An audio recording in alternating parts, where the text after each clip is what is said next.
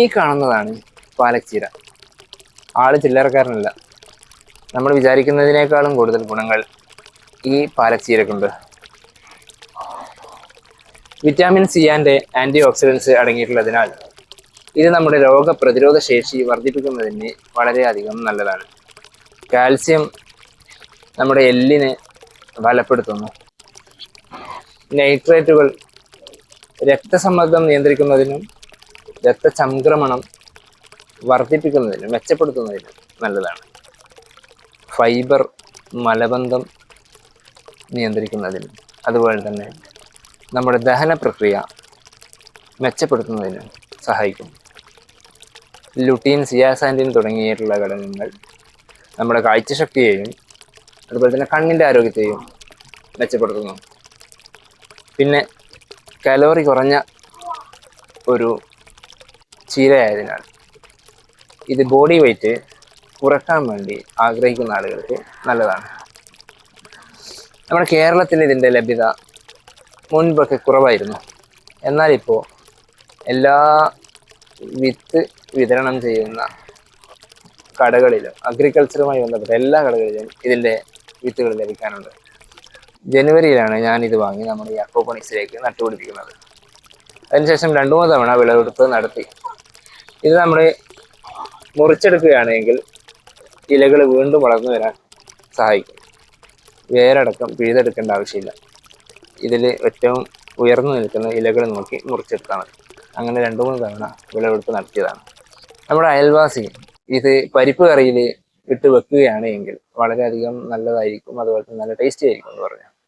അതിൻ്റെ അടിസ്ഥാനത്തിൽ നമ്മൾ പരിപ്പ് കറിയിൽ ഒന്ന് പരീക്ഷണം നടത്തി നോക്കി. സംഗതി സൂപ്പറാണ്.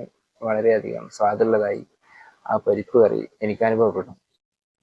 അതുപോലെ തന്നെ നമ്മുടെ ഈ ഹരിയാന, പഞ്ചാബ്, അതുപോലെ തന്നെ ഉത്തർപ്രദേശ്, ഡൽഹി തുടങ്ങിയിട്ടുള്ള സംസ്ഥാനങ്ങളിൽ ഈ പാലക് ചീര കണ്ട് അവരൊരുപാട് വിഭവങ്ങൾ തയ്യാറാക്കാറുണ്ട്.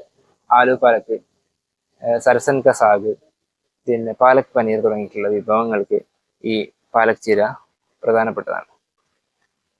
അപ്പോൾ ഈ റമദാൻ കഴിഞ്ഞതിന് ശേഷം പാലക് പനീറും ആലു പാലക്കും ഒക്കെ ഉണ്ടാക്കി നോക്കണമെന്നാണ് വിചാരിക്കുന്നത്. അതിൻ്റെ വീഡിയോ ഞാൻ ഷെയർ ചെയ്യാം. നമ്മൾ സാധാരണ ചീരയൊക്കെ നടുന്നത് പോലെ തന്നെ നമുക്കിത് നട്ട് വളർത്തിയെടുക്കാൻ പറ്റും.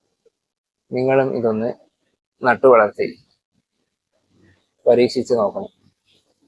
ഇത് ഓൾറെഡി ആരെങ്കിലും ഇത് ഉണ്ടാക്കിയിട്ടുണ്ടെങ്കിൽ, കഴിച്ചു നോക്കിയിട്ടുണ്ടെങ്കിൽ അതിൻ്റെ ടേസ്റ്റ് നിങ്ങൾക്ക് ഇഷ്ടമായെങ്കിൽ ഒന്ന് കമൻറ്റ് ചെയ്യും. കഴിഞ്ഞ ദിവസം നമ്മൾ കുറച്ച് പാലക്ക് വിളവെടുത്തിട്ടുണ്ടായിരുന്നു.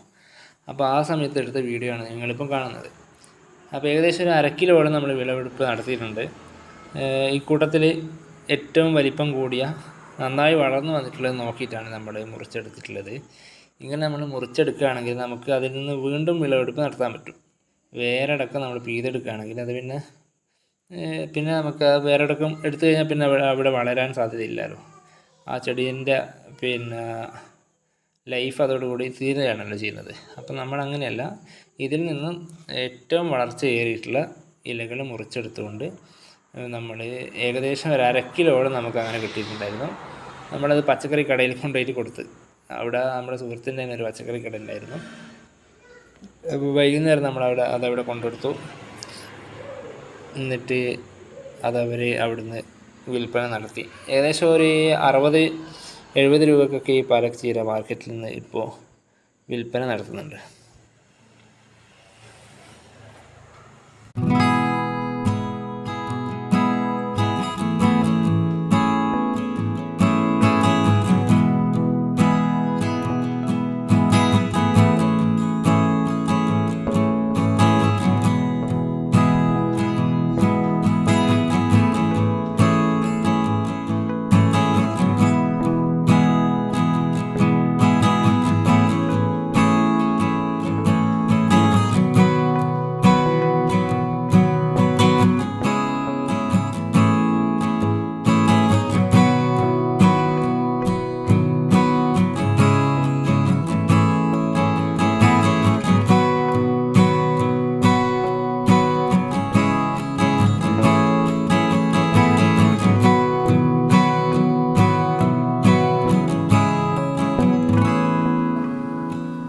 പുതിയൊരു വീഡിയോയുമായി വീണ്ടും കാണാം.